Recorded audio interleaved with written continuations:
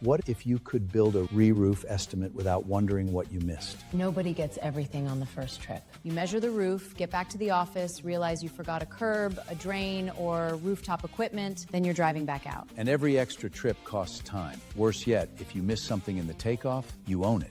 So what's different? A drone isn't writing the estimate. No, but it gives me everything I need to write a better one. A complete 3D digital twin. Accurate point cloud measurements, every penetration, every curb, every edge, every piece of rooftop equipment. If I have a question, I don't drive back, I rotate the building on my screen. So it's really about having better information. Exactly. Better information leads to better takeoffs. Better takeoffs lead to better scopes. Better scopes lead to better bids. When you're working from complete, accurate data, you're not guessing, you know. And knowing beats hoping every time. The contractor with the best information is usually the contractor in the best position to win. That's what Optelos delivers. That's the what if. Keith and John and Karen live on the tie-in brought to you by Elevate. Hey, John, so we're going to and Karen, we're going to dig into a little bit of the what if segment for a quick second. We'll come back to Karen Edwards. John, so that was an interesting segment. Tell me what if you had Optelos as part of the business. John Kiesel. It turns a toy into a tool. You take the imagery, you get imagery up on a roof. That's where our work is, up in the air.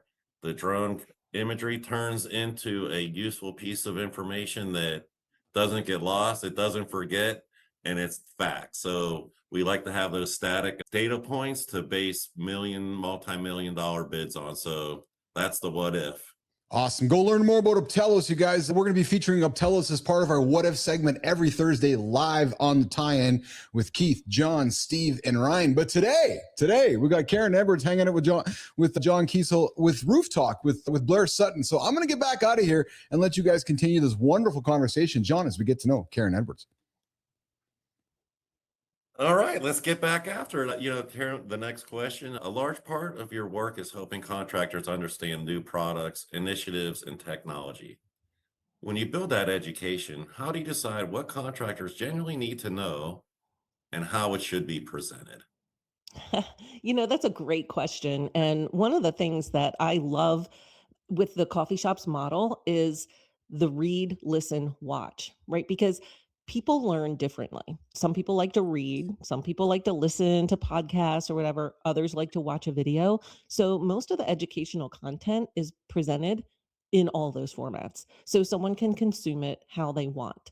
As for what people need to know, we do a trend survey every year and we ask contractors, what do you want more of? Like, I need more information about technology. I need more information. We look at where they're facing challenges, right? Recruitment, retention, obviously new products, new solutions, things that are time saving, labor saving, high performing. What's the newest thing out there in the industry?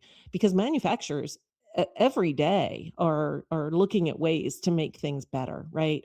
Implement different technologies. And technology to me it's not always software or computer related, right?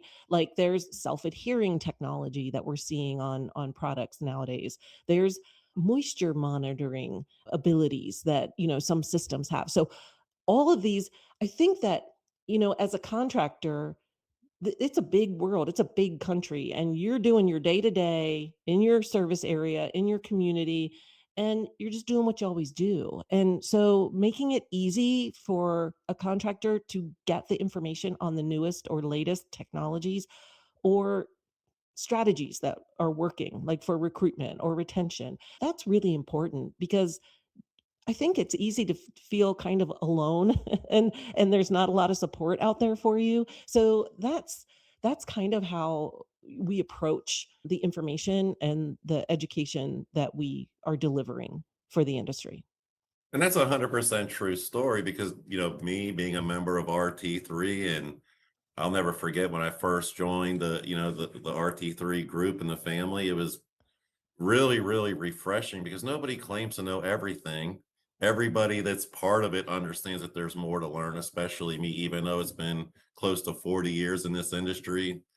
Every time I look through that window, I see a chance to learn more. And that's what embodies, I think, the RT3 group is explore, communicate, understand and figure out the ways that we can make things integrate a little bit better or expand on other ways of looking at it. And I've seen the shows and I've been a part of the shows where you have somebody in a robotic device in the masonry industry.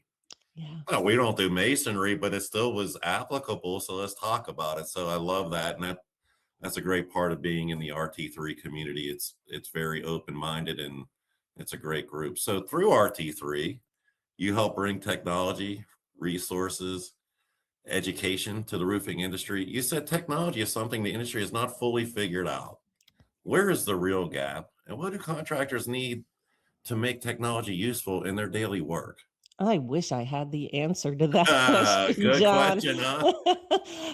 It is a challenge, right? There's so, especially in today, right? With AI, with the rapid pace of technology, and our challenge is trying to help contractors understand where they are, right, in their business maturity, what and understanding what questions to ask, like simple as that. If you're talking to a vendor, what questions should I be asking about this software or this technology that I'm going to bring into my business? Yes. Because they're going to tell you whatever you want to hear, and they're going to promise the world, right? So that's one of the things that we try to do through RT3. Now, as a 501c6 organization, right, we're kind of like Switzerland. We're not going to recommend a platform over another, but we are going to talk about what's out there. We do have a section on our website that has resources, that has a business maturity guide, that has definitions of what different software and technology is, and how most people use them, and what questions to ask and things to consider as you scale your business. In fact, we're meeting tomorrow, the team, just to review, because things change, right? So we've got to make sure our information is up to date. We have a podcast where we bring folks on who have new solutions, and I always like to, if it's a technology provider, I always ask if they have a contractor they can bring with them who's using that solution, so we can hear it from the contractor. Because like I Love said, it. they'll tell you whatever you want to hear because they want to sell you that service. So yeah, I think that's really important. And I would be remiss if I didn't mention that our Innovator of the Year award is open. John is Let's go. the winner. Yep, he's a past recipient because he definitely is innovating in roofing every day. We're accepting applications through September 30th of contractors. And I tell you, we say technology is a problem, but there are a lot of contractors out there who are innovating and making cool solutions for their businesses. And we need to share those stories. Every roof you look up at started down here. Racks, pallets, paperwork, long before the crew ever gets to it. The tie-in doesn't just cover the crew, it covers the trade. Warehouse to weld, spec to seam. Subscribe.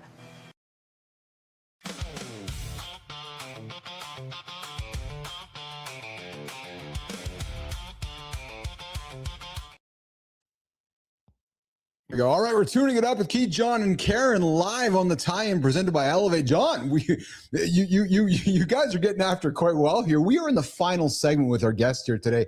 So, John, let's keep going, man. Q5, question 5 for Karen. Throwing it back to you. Let's work towards the debrief, the meaning of the last 10 minutes hanging out with Karen this morning. Karen Numbers, John Kiesel. All right. I love that last segment before we went to the break. We have to pay the bills, Karen. Right, I This is a understand. beautiful show, and you have great guests on it, so we have to pay those bills. So thank you for bearing with us on that. So you said one of the industry's greatest strengths is the network people build inside of it. When you launched Cashmere Group, people offered you work without being asked. What creates that level of trust, and how can roofing professionals build it before they need it? Great question. Yes. I tell you, one of the things that helped me is getting involved, right? Showing up. One of the first industry associations that I was a part of, probably back in 2010, was the Florida Roofing and Sheet Metal Contractors Association.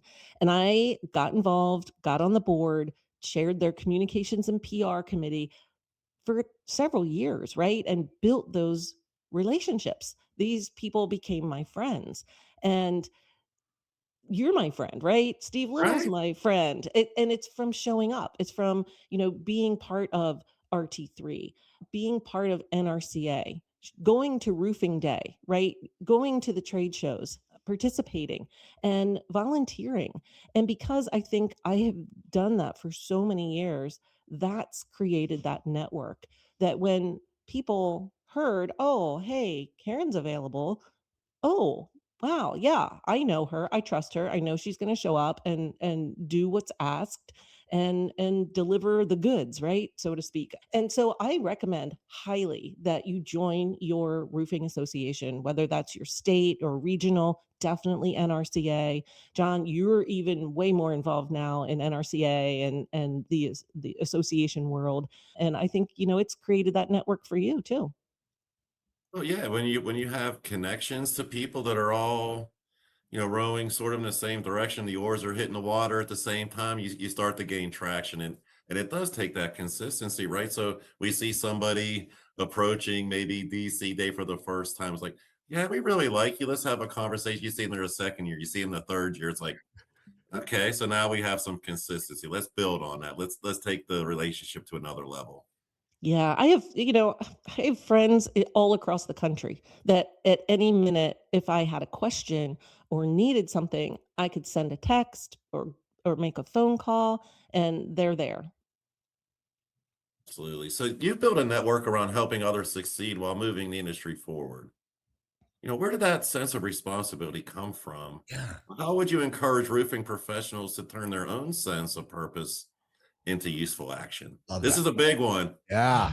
It is a big one, but I'm a big believer in what you put out to the universe, you get back, right? Tenfold. You'll see if you're connected with me on LinkedIn, I share good news stories all the time, right? That's right. I think that our industry as a whole is it's such a great industry with such great people in it that we need to tell the story more because for a very long time roofing the reputation is kind of like, roofing, who wants to work in the roofing industry?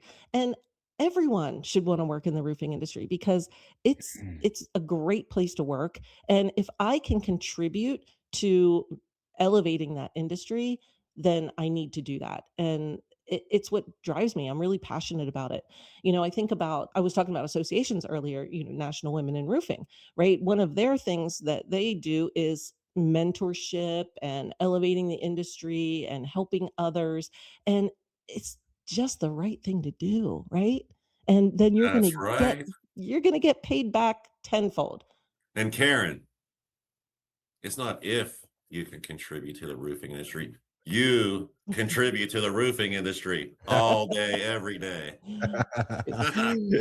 Hey, John, Karen said something. Karen, I'm going to go off script for a quick little second because you said Sure. something that struck me, and you said showing up.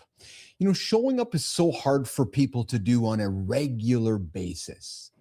What does showing up mean to Karen Edwards?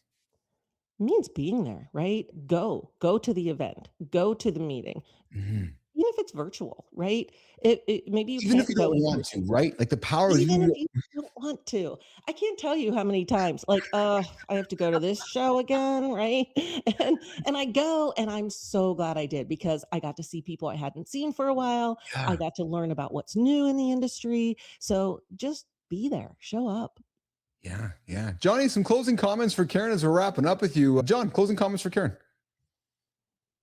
I learned something during this conversation today, and I've known you for quite a few years now. And hopefully, the people that stay tuned to this and subscribe to the channel, or at least give us a like on this thing, we can help carry these stories forward and create that tie-in. Like that's why we named the show. We're tying the people that are working in it to the people that need to hear it, and that's our mission here. So thank you, because I think that you've definitely provided a tie-in resource for people to understand RT3s out there, be a part of it.